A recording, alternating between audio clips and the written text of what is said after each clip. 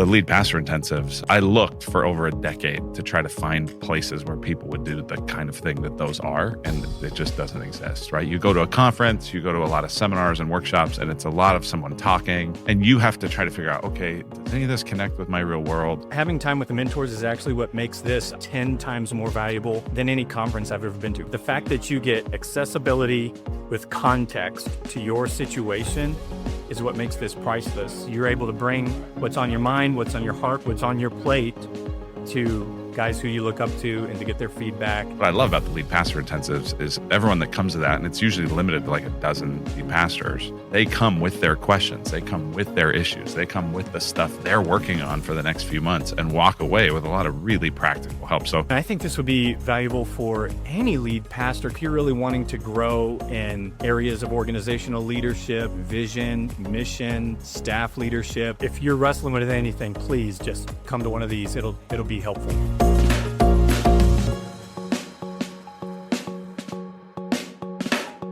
Serious question. Do healthy things grow? sometimes. And sometimes not. And sometimes not. Yeah. I mean, that's like the saying that everyone says in church world, right? Healthy things grow, man. Healthy things grow. And it's like, well, yeah, it depends what you mean by that. Like, I'm really excited that, when my kids every year get measured at my dad's house, they go visit grandpa and he's got this little spot in the closet and, they keep inching up little by little over the years. And it's like, that's awesome. Cause I hope my 9-year-old son grows. Like, I don't want him to be 4'7" for his whole life. At the same time, I'm sort of imagining like he were to show up in that closet as a 30-year-old, he's probably not going to be 14 feet tall. Like, at some point he's going to top out. So healthy things grow, yeah, to a degree, but it's not like healthy things grow forever.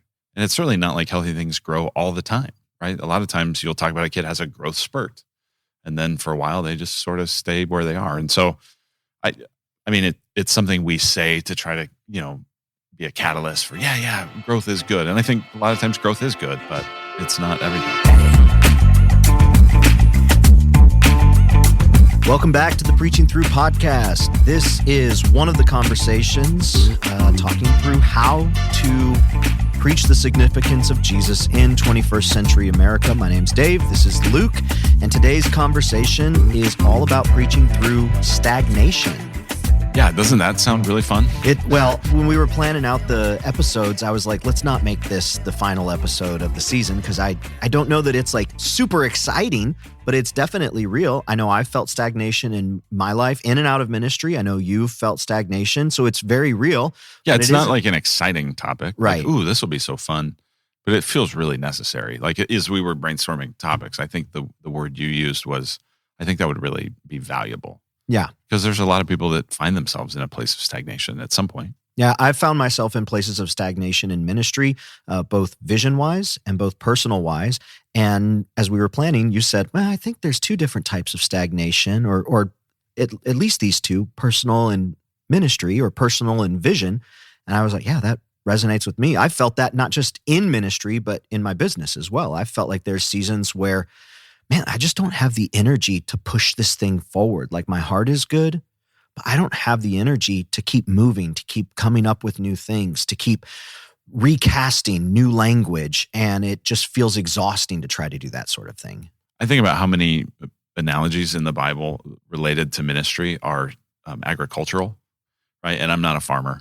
There's plenty of farms around where we are.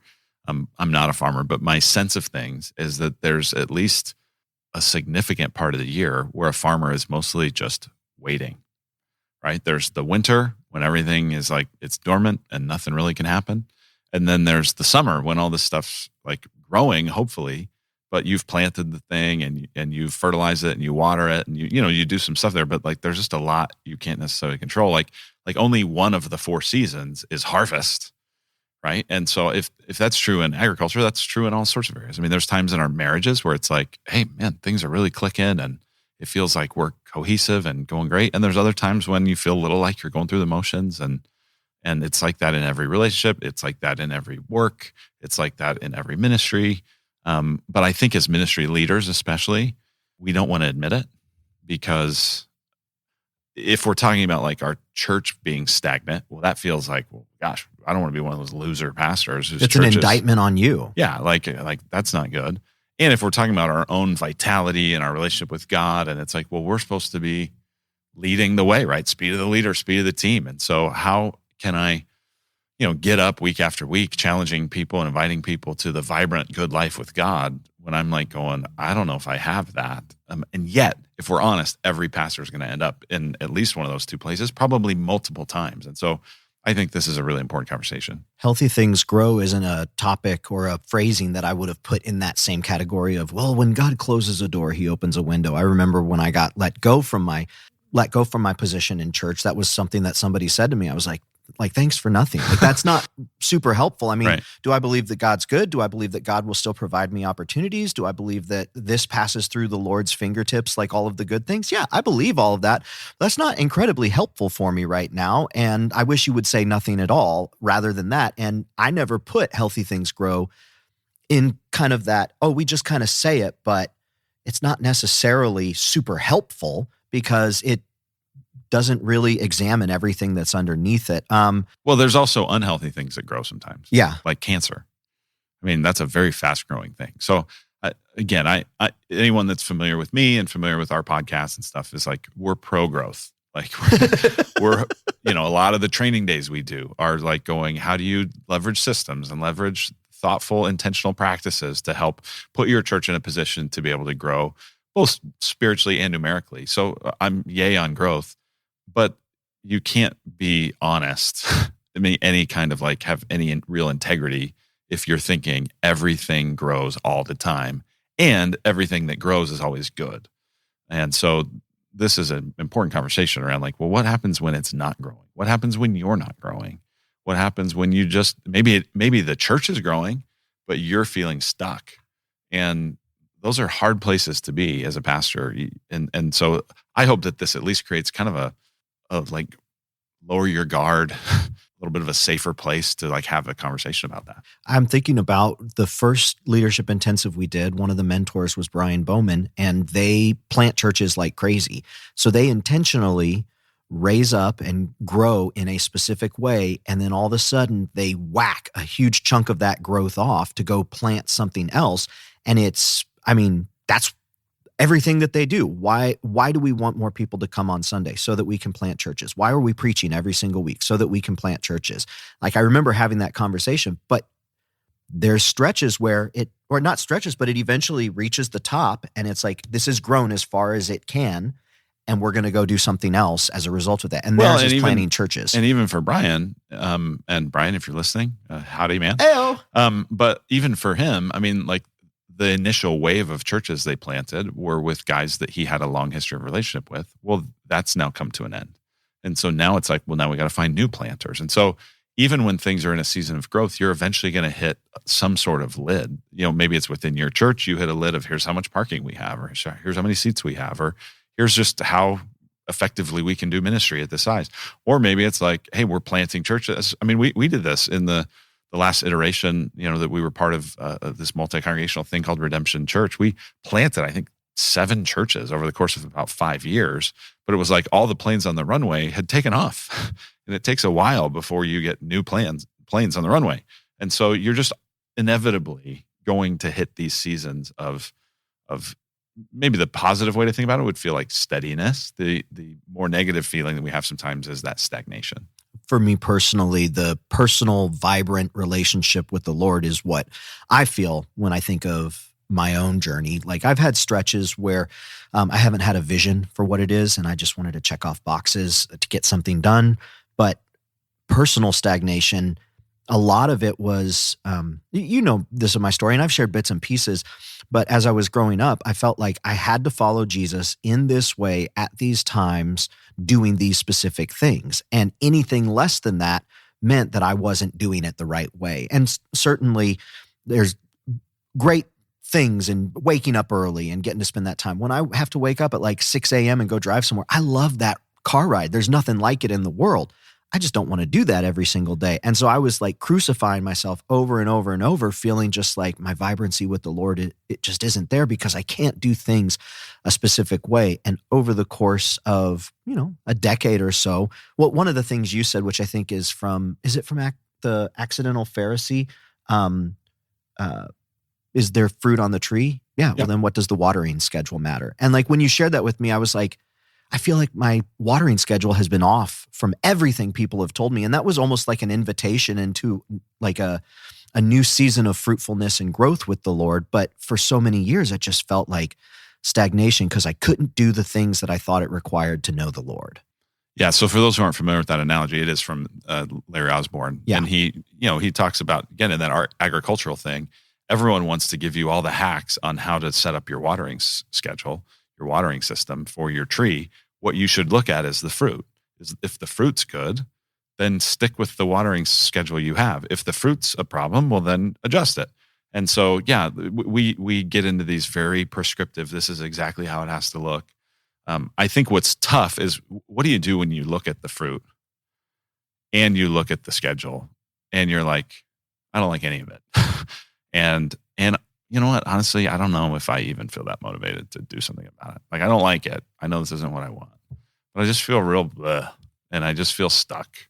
And man, we're going to get in those places. And so we've got to figure out how do we live through that? But in this setting of this podcast, we're also getting up to preach week after week after week when we feel like that. So how do we preach through those seasons? That's a significant thing. I'm interested in hearing your approach and what you have to offer and what you have to say and what you've experienced specifically through the preaching. But I do think that it's valuable to say that those stretches where you just like, I don't want to, well, I've mentioned it. I have been taking medication for depression since 2012. And when I'm off that medication for a stretch, like I feel it and I can feel myself getting back into these cycles of just low lows. And so whether you are dealing with like a chronic or diagnosed clinical type thing, or just you hit a season where I don't want to go to work, or I don't want to do this thing, or this is draining me of everything. That's a normal emotion. The more I talk to men and the more I've shared my story, the more men have reached out to me, and the more I've realized like, this is just common. This is part of living. It's not there's something wrong with that person, or there's something wrong with you. Or you're not doing something right, therefore this is happening to you. Like, that is a common experience. Now, I haven't had to get up and preach in the middle of that, but I have had to live in the middle of that, and it feels isolating if you feel like you are the only one. This is just something that I'm doing wrong. You're not the only one. Yeah.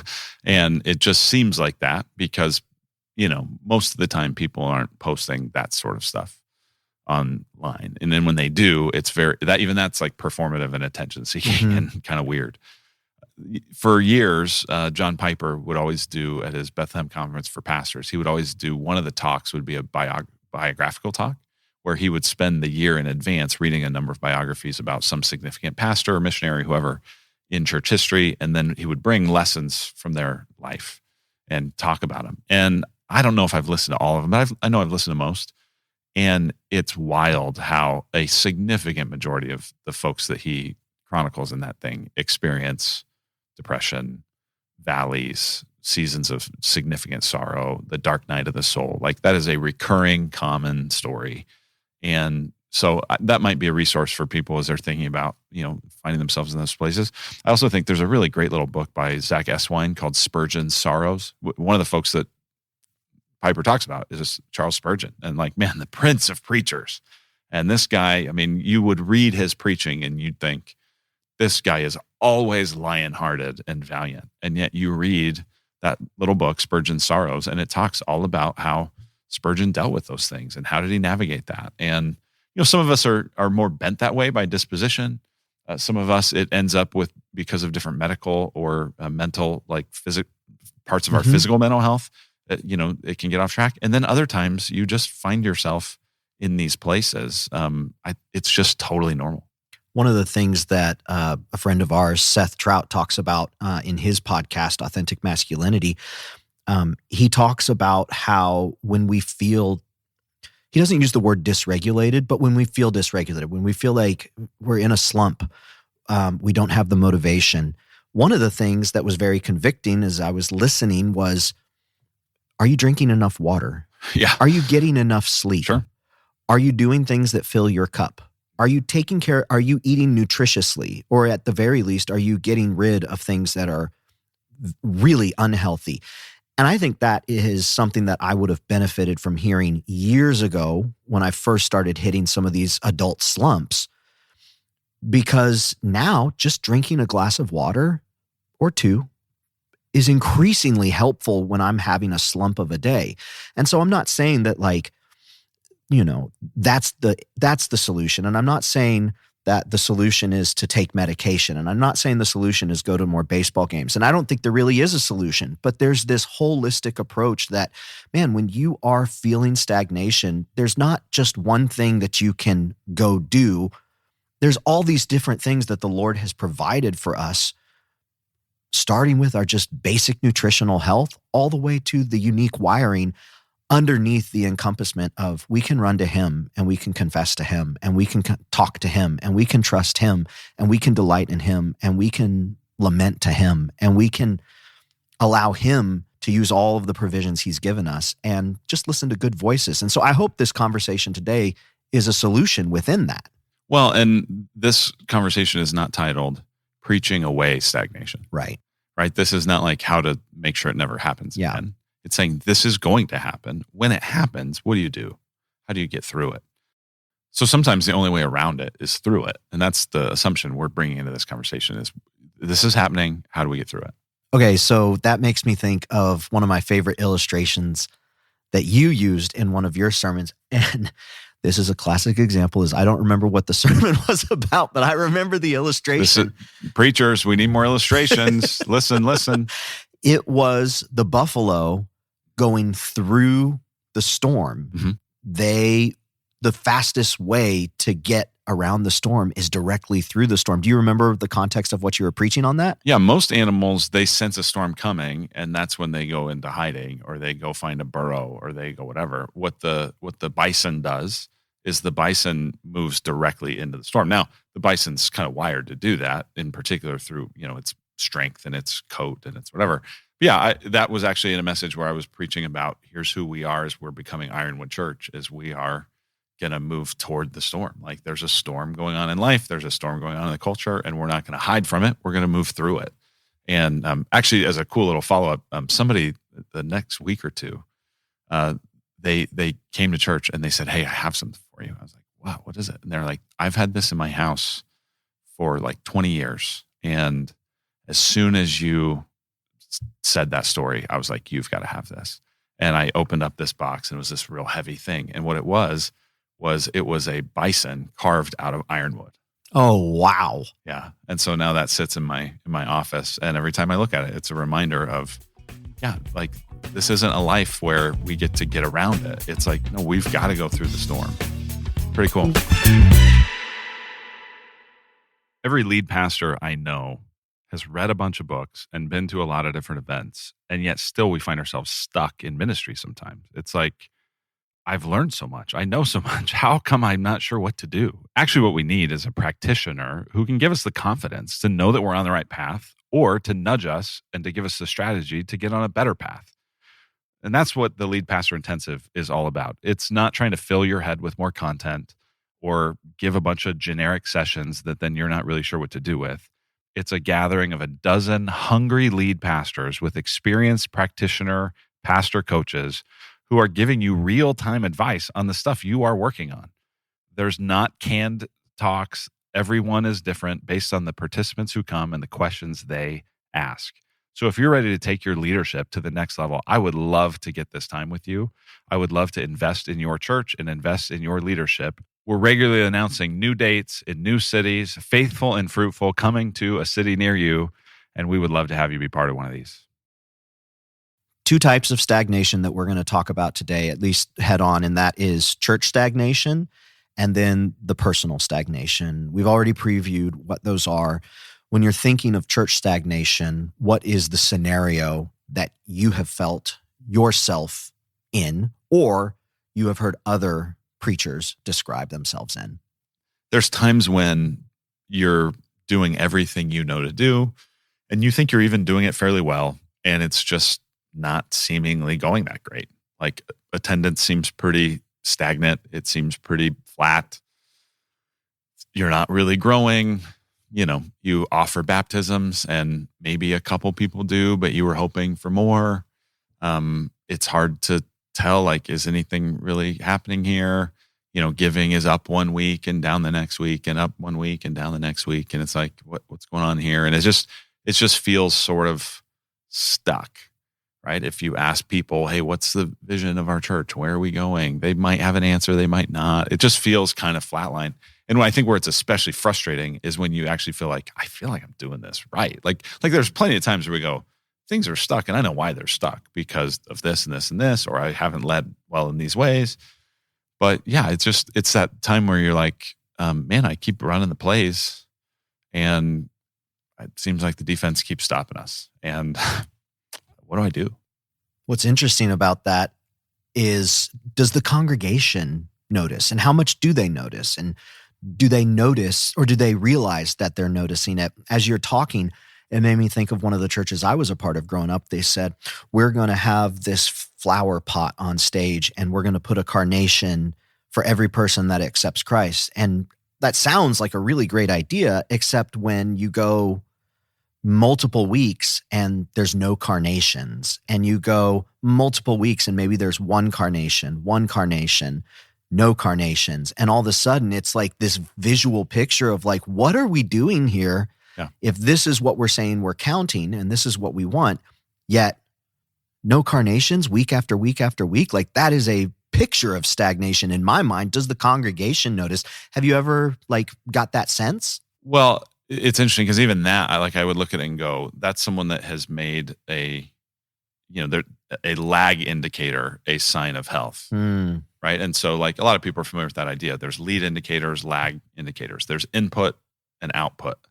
And so, I'd rather go, hey, we're going to put a carnation. I probably would not do a carnation. I don't know. That sounds like not our thing, but, we're going to do let's just use the example. We'll do a carnation for every gospel conversation you initiate. Mm-hmm. Well, okay. We have more control over that. Like, we can go have 10 gospel conversations today if we wanted to do that. I can't control if someone comes to Christ or not, or comes to faith or not. So that would be, one thing. But I think that all of that conversation, part of what it reveals to me is that I don't think we're actually very good at diagnosing whether things are really healthy and growing or not. I think a lot of times all we really can measure is what we can measure, right? We can measure attendance. So when attendance is going up, we're like, oh, it's growing and it's good. It's like, is it? I mean, we already said cancer can grow. Mm-hmm. I mean, there's some kinds of growth that are like, oh, a bunch of unhappy people from the church that just had a scandal down the street all just showed up. Is that healthy? Is that good? The numbers might be growing and you might be going like, okay, but is anybody becoming more godly? Is anyone resisting sin better? Is pornography use within our church body going down? Are people becoming more patient?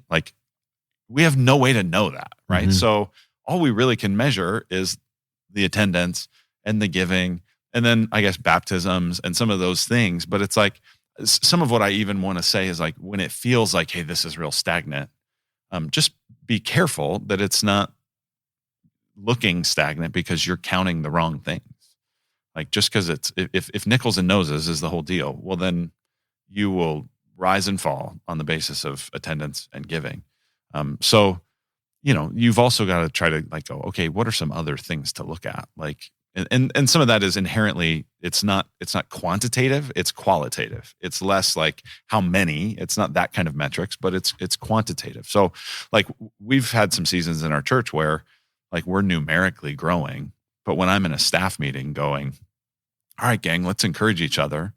One of my favorite ways to do that is to say, if you had to prove that God was at work based on some of the conversations you've been having lately, what would you say? Well, we've had times where if you just looked at the numbers, growth. Wow, God's really on the move. But I'm in that staff meeting going, if you were to point me to some conversations that prove God's alive, what would you point to? And it's crickets. And I'm going, well, then this feels like fool's gold.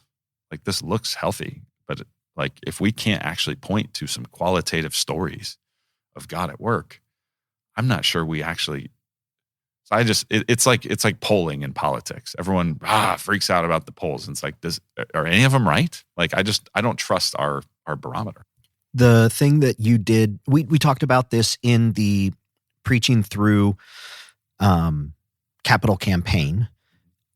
There were lots of meetings that you had. There were lots of dinners and lunches and lots of things that you created. And it was all with the idea behind it of like, hey, we're going to make a push for something. But there was something that you did with the staff earlier on this year, and I think you tweeted about it, the desire to set a particular number of, was it one-on-ones? Mm-hmm. Would you share a little bit about that? Yeah. As we have grown as a church and as a staff, we've thought we need to do a better job of setting some goals, setting some targets. In the corporate world, they'd call it KPIs, key performance indicators. And going, what are some things that you can evaluate? Am I doing a good job or not? And we wanted to do it on the basis, again, of input goals, not output goals. The lead indicators, not the lag. And, we're a church and it feels weird to talk about KPIs and, that sort of stuff. That feels a little corporate and it feels a little whatever. So we went, well, what if we made the first goal that we aim at as a staff very pastoral? And so that was the goal that we set, which was to have a one-on-one meeting with 1,000 different people over the course of a year as a staff team. So if you just added up every one-on-one, it could be a lunch, it could be a breakfast, it could be a meeting in someone's office, whatever. And it could be 1-on-2, but we're not like counting 1-on-6. It's not like, well, I had a small group leader training and I counted all 13 people, but it's like, these are intentional pastoral connection conversations with 1,000 different people. That's the goal that we've set for this ministry year. So at the time of this recording, we're about halfway through that year. We're a little behind in terms of on pace. Like we've got to pick up the pace a little bit if we're going to be able to hit it. And we've told the staff all along the way, we're not going to avoid meeting with someone because someone already met with them. Like this isn't about that. But this is really trying to say, how do we spend time connecting with people in our church? And so, as a result of that, we have more stories because we're actually doing more pastoral work. We're doing more shepherding. We're doing more. A lot of how we do it now in these staff meetings is I go, hey, tell me something awesome about somebody you met with. Because I just want to go like, God has really put some beautiful stuff in our church and we should celebrate that. And so it's just important that we see that is as valid, maybe even in some ways more valid than what's the percentage full of the worship auditorium on any given Sunday. Like they're both significant. We got to pay attention to both. And, and you can't always trust just the stats. So many of the staff meetings that I've been in have had phrases like, well, I've been hearing, or phrases like, well, somebody told me, or folks have been saying. Everybody says. And you want to ask, how many? Yeah. And even sometimes like, who? Because. Sure. Well, there's actually a sociological phenomenon called false consensus effect. Uh-huh. It's the idea that when you and maybe one other person believe something, you believe that everybody believes it. And so that's when people go, well, I've talked to a lot of people, and it's like, you'll get this from, people complaining about something. I've talked to a lot of people about the volume of the music and, it's just really too loud. And you go, okay, who have you talked to? And it's like, well, my wife and this one person in our small group. You're like, oh, okay. It's not like there's not 100 people, that you're talking about. It's false consensus. Replacing that with specific stories, driven by specific intention to hear what is going on. The thing that I'm taking away from this portion of the conversation is really maybe the church is going through a season of stagnation. Maybe you are doing everything that you're supposed to be doing. What are you counting? Where are you getting those numbers from? Where are you getting those metrics from? And are there things that you could do to actually find out what is the true health? What is the true movement happening? Because maybe it is in a season of waiting. Maybe it is in a season of what is God doing? Because I feel like we're doing everything to be obedient, but it's just not happening. Well, is God doing something underneath all of that? And the only way to go find out is to get out there and start examining the ground, right? Is to get out there and start looking at what are we actually working with here? Yeah. And so then when you get in those moments where it's like, okay, things feel stagnant, things feel stuck, whether it's quantitatively or qualitatively, and you go, what do I do? this is where you go back to the basics, right? It's Vince Lombardi starting every Packers training camp with going, gentlemen, this is a football. And so at that point you're going, okay, I just need to execute on the main stuff I do. I need to study the passage. I need to have a good sermon architecture. I need to pay attention to implementing all the kinds of stuff we talk about in a podcast like this. And I'm going to do my best to prepare a really good spiritual meal every week. And I'm going to love people, and I'm going to lead people, and I'm going to just keep running the plays. And if I keep running the plays, eventually one of them's going to pop and we're going to score and it's going to break through. And, but it's like you're a farmer and you're going, okay, it's time to plant. I can't really tell how the harvest is going to be yet because that's coming. That's in a future season. But what I can do right now is I can go, I'm going to get the weeds out. I'm going to make sure I get the rows straight. I'm going to get the seed in the ground. I'm going to water it. I'm going to just keep doing the faithful stuff. And so that would be my main encouragement is like when you're in these seasons of like, I don't really know how it's going or I don't think it's going good.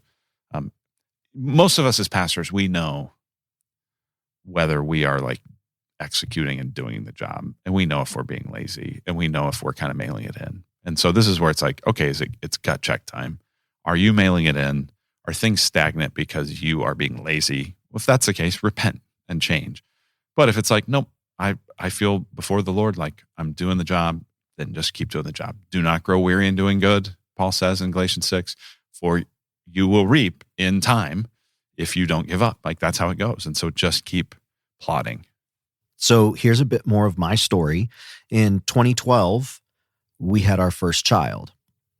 And up until then, I'm like the life of the party type guy. I walk in, I love talking with people, greeting people, hugs, high fives. There's this movie I really love called Can't Hardly Wait. And Mike Dexter walks in and he's like slapping high fives and stuff. Like that's how I pictured myself walking into like all these college events, like just happy to be there and never, ever felt like I just can't get out of bed, right? Like life is a joy and I'm just loving living it. And then we had our first son. First child, who was a son, and all of a sudden there was this new dynamic that was just felt like it was crippling me. Like my freedom was gone, my extra time was gone, the expectations on my life just jumped through the roof, and my ability to handle these expectations, I had zero experience. People I could ask, but I mean, when it's 1 a.m. and you're already not on good sleeping patterns and you have to get up, it really rocked me. And you got a little baby that doesn't care if you're the life of the party. None of it. You're getting nothing back. And I started to just sink, and I felt out of control of my life. And when I started feeling out of control of my life, I started feeling like I have all these voices that start creeping in, just lying to me about this season, lying to me, this is the way that it's always going to be. And parenting, it's not going to get easier.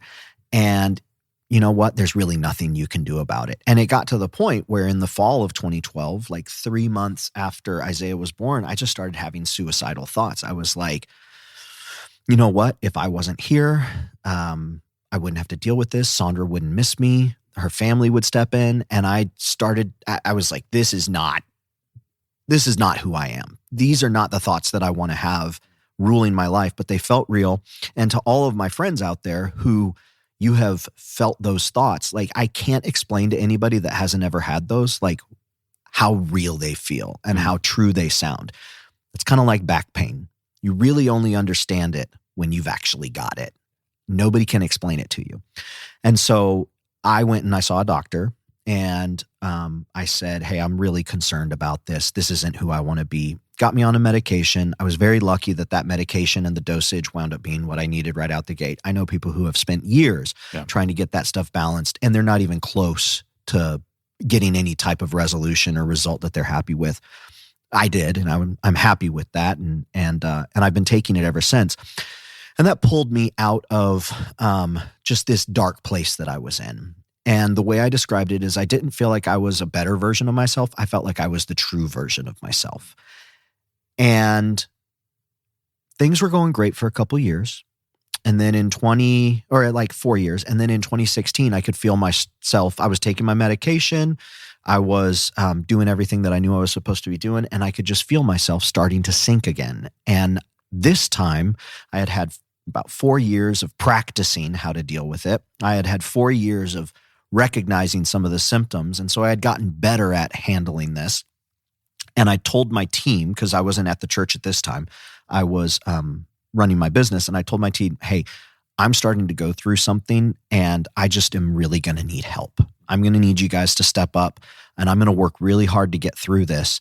But there's not a whole lot that I can do. One of the things that I discovered in this second season, it was 2016, the spring, was sometimes the thing that was most helpful was just doing work that quote unquote didn't matter, but it was getting a check mark. It was accomplishing something. It was going through, for people who know WordPress, this will make sense. It was going through WordPress and updating all the plugins. It was going through and cleaning out my email inbox. It was going through and just updating the website, things that I would have other people do, but I didn't have the capacity to do the high vision stuff. But I needed to get something done. So I was just checking these boxes off and I was just praising the Lord that I got this accomplishment done and I was able to do something, just trying to be obedient, trying to be a good steward and just asking God, like, Lord, will you just please help me through this? And eventually it did.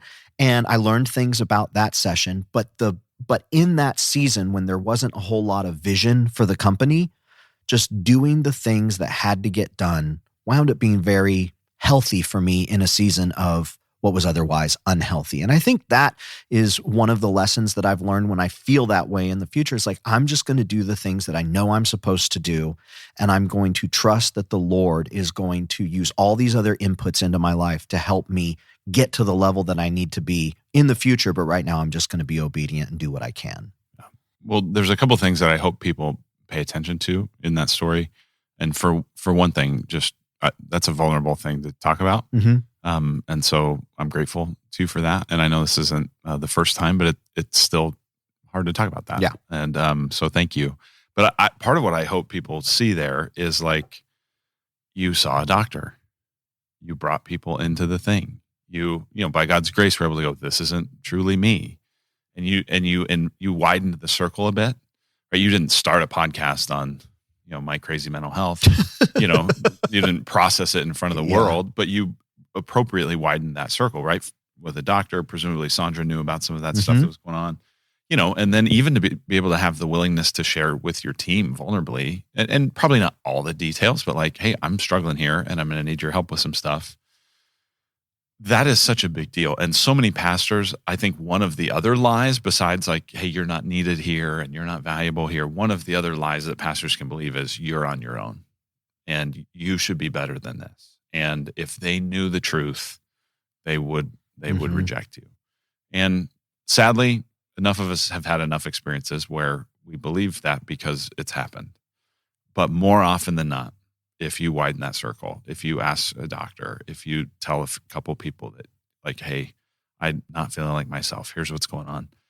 More often than not, man, you're going to get care, you're going to get help, you're going to have patience, you're going to have people give you patience. And like, there is much more compassion, especially for us in Christ. Like God's people more often than not are going to respond in godly ways. Mm-hmm. Sometimes they're going to kill you, just like they did Jesus. But don't let the fear of that keep you from doing the stuff that you can do. And so, man, I commend you for that. And I hope that I'm imagining someone listening here is going through a dark night like that, and they are wrestling with it. And I want to say to that person, like, tell somebody, talk to somebody, take some small steps, do those small things. And that is, you know, blessing is on the other side of you taking those steps. So my story there kind of bridges the gap a little bit between the first type of stagnation, which is that vision stagnation. And in that 2016 season, I just didn't have a vision. And I was like, I'm just going to do what I know I need to do to move this company forward for the season. Now, it also was tied into some personal darkness and some personal stagnation. And so I shared a little bit about how I dealt with it in that scenario. But personal stagnation in ministry is, especially when you're preaching, is uniquely different, because here's the deal where you are wrestling with this stuff and you have to stand up in front of a group of people every single week and talk about, at the very least, talk about a text that you are agnostic about necessarily in your life.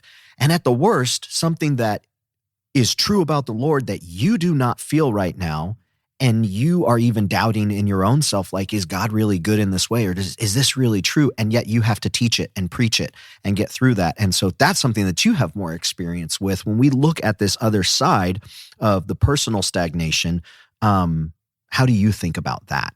Those are really painful seasons and really hard seasons because we've tasted and seen that the Lord's good. Mm-hmm.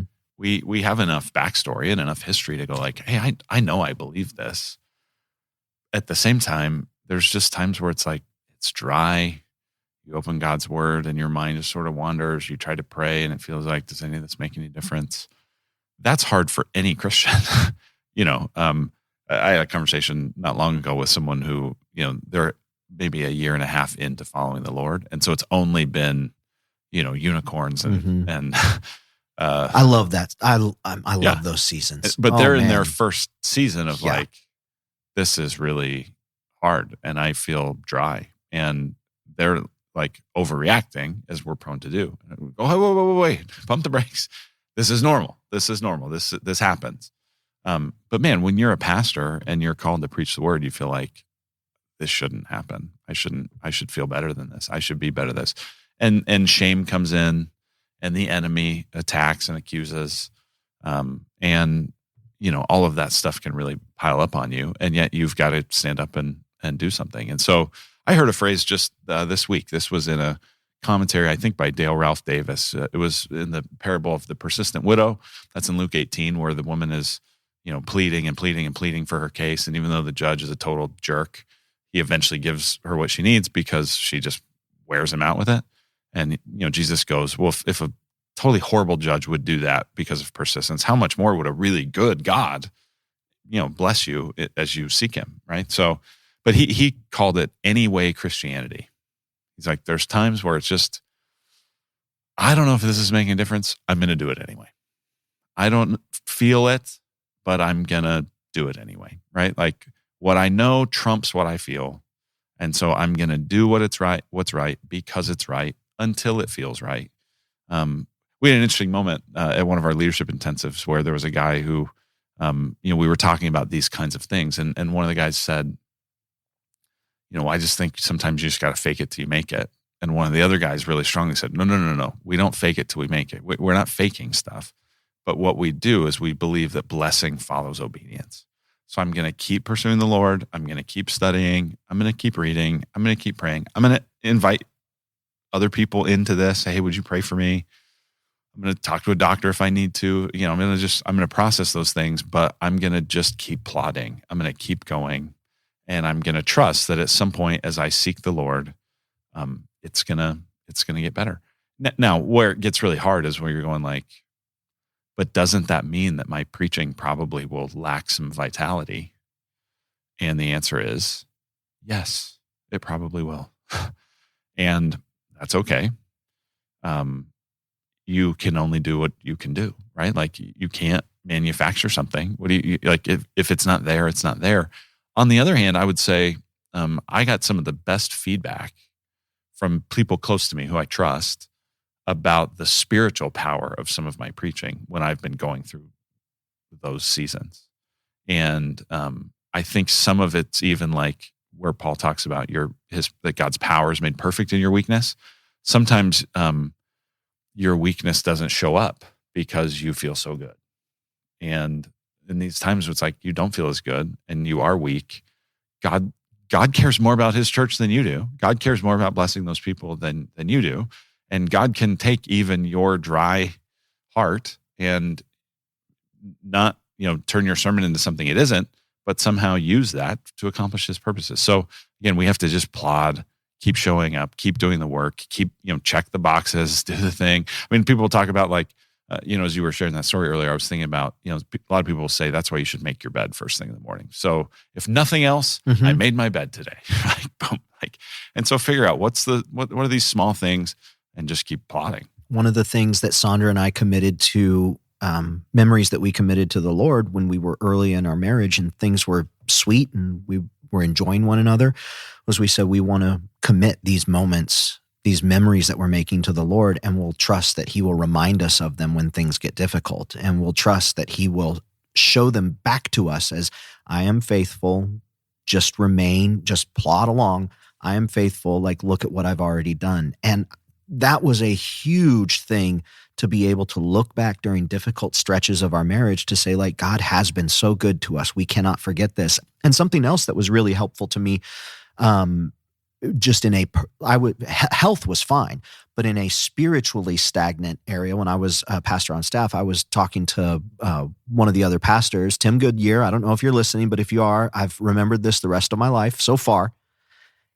I said, I just don't feel like my time with the Lord, I don't feel like anything's coming alive in my life. I don't feel like I'm learning new things about him. And he says, you spent so many years getting to know the Lord. This is a good time to just remember all of the things that he has already taught you and to lean on all of the truth that he's already implanted in your life and just trust that eventually more will come. And I was like, I can do that. I can remember what it was like following the Lord when I was 14, when I was 18, when I was 22, when I was 26, like, I can remember those things. And so to get back into a mode of like thanking the Lord for the good times, even though I'm in the midst of a difficult time, was a great practice that helped me to maintain some level of spiritual vitality in a season where I felt no spiritual vitality. Well, just on the way over here, Dave, something you said makes me think of this. On the way over here this morning, I was listening to that song, "We Will Feast in the House of Zion." I don't know if you know that worship song, but and as of this moment, I'm right now in a season of real blessing. God has answered some significant prayers in my life and in our church, and this has just been a very sweet season in a lot of different ways. But when I hear that song, I think back to about 18 months ago, 12 to 18 months ago, and I would play that song a lot, and it was like a cry for help, right? It goes, "We will feast in the house of Zion. We will say he has done great things. We will. And that was like clinging to hope, because it was like, I don't feel that way right now. I don't feel like I'm feasting. It feels like famine. It feels like things are hard.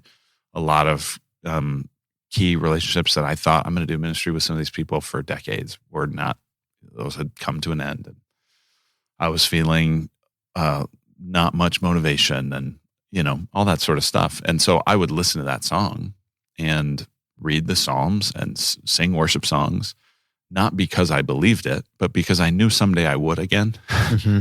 And now I do. And so that's the other thing is I would say, like, just keep doing the things that feed your faith.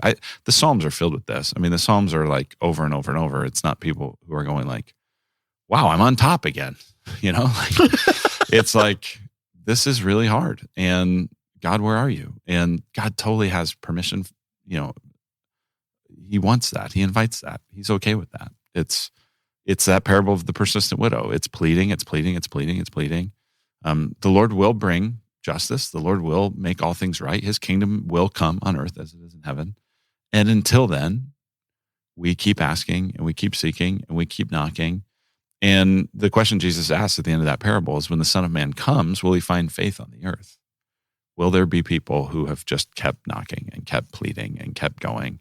Not because we always felt like it, but because we knew he's good and he's faithful and he will come. And so this is when, that's when our faith gets to actually be tested and be revealed for being true and what it is. And so, this is stuff, all of us preach this. Like, we all preach, God can handle your lament. We all preach, God's there even when things are dark. But then when it happens to us, we go, oh, wait. And it's like, no, just keep preaching to yourself the stuff that you always are preaching. But I go back to what you said at the beginning of sharing your story there of like going, you have to have other people in the mix, because I think this is especially true as a leader. Like, so, thinking a little bit also just strategically, besides just how this will help you personally, is when you're struggling and you're thinking like, well, I can't let them know. Here's the deal. They know. maybe the people in the pews don't know, but your team knows. They can figure this out. The people close to you. Like when a leader admits a weakness, it's never new information to the people he's admitting it to. They just are not sure you're willing to admit it. And so I think actually part of what happens is when you're struggling and you're stagnant and things are like flagging and you're pretending they're not, you're actually losing credibility with people because they're like, he's not doing good, but he doesn't realize it. Whereas if you're willing to say like, hey, I'm struggling, and you can name it and you can invite them into that, well, now there's compassion for you. Now there's a bit of like, you know, if someone in the church were to go like, hey, is something off? They kind of mentally can go, well, yeah. I mean, they're not going to probably tell someone that, but they're able to go, well, there's some stuff going on and you don't have to know about all that. But yeah, like, so I think that we're human beings. We are not Supermen. And we have to depend on the Lord and live by faith ourselves. And that's the stuff that actually over time shapes our character and creates real integrity in our ministry. But for some reason, we just run from it. One thing that I would maybe just come shy of prescribing, but say this would be a really good behavior to do, is if you are listening right now and you're like, man, things are great. Like this stagnation thing, I'm surprised I even made it through this far of the episode because I'm on top, baby. Yeah. My encouragement to you would be, because this is my encouragement to myself, would be to begin investing in relationships, begin finding people, if you don't have them right now, who you can trust with these things when it does come, because it will come. Whether it is a chemical imbalance, whether it is a medical condition, whether it is the enemy attacking, whether it is something outside of your control completely, toxicity introduced into your life, and it is unavoidable. If you do not have other people you can lock arms with right now and share in a vulnerable, meaningful way, you will find yourself in a dark dungeon alone, just crying out to the Lord, hopefully, God, can you help me through this? And the thing is right now is the time to find the people that God will supply in your life to help you through it.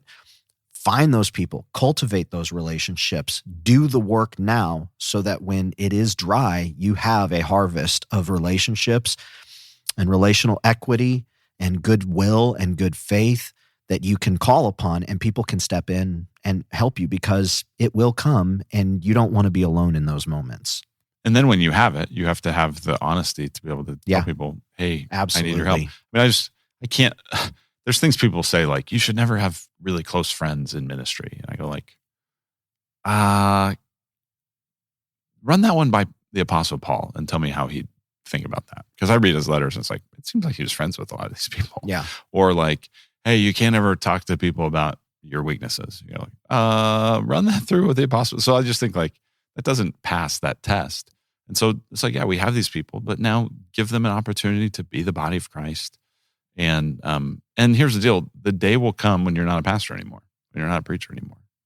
And at some point this thing ends and your faith with God and your walk with God and your relationship with Christ doesn't end.